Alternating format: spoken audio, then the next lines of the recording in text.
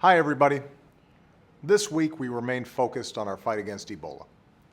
In Dallas, dozens of family, friends, and others who had been in close contact with the first patient, Mr. Duncan, were declared free of Ebola, a reminder that this disease is actually very hard to catch. Across Dallas, others being monitored, including healthcare workers who were most at risk, were also declared Ebola-free. 2 Americans, patients in Georgia and Nebraska who contracted the disease in West Africa, recovered and were released from the hospital. The first of the 2 Dallas nurses who were diagnosed, Nina Pham, was declared Ebola-free, and yesterday I was proud to welcome her to the Oval Office and give her a big hug. The other nurse, Amber Vincent, continues to improve as well.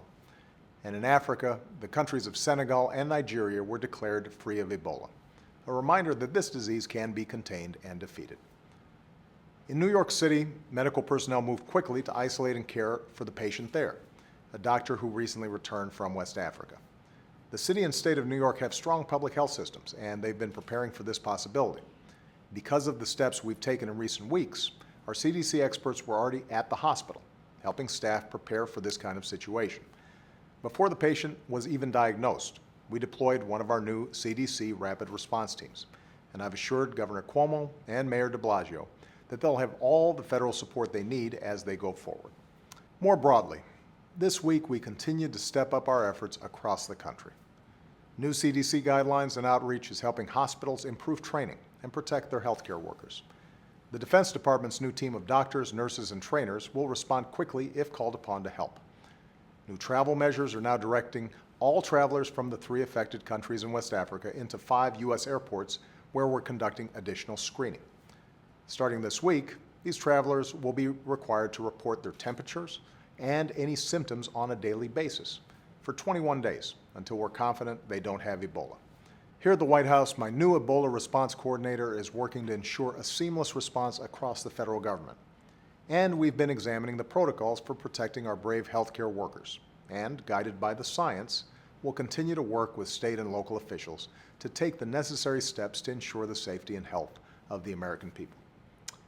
In closing, I want to leave you with some basic facts. First, you cannot get Ebola easily. You can't get it through casual contact with someone. Remember, down in Dallas, even Mr. Duncan's family, who lived with him and helped care for him, even they did not get Ebola. The only way you can get this disease is by coming into direct contact with the bodily fluids of someone with symptoms. That's the science. Those are the facts.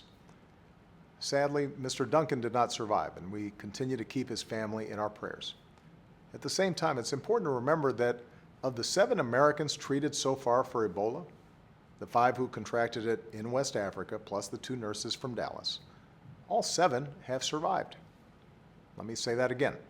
7 Americans treated, all 7 survived. I've had 2 of them in the Oval Office.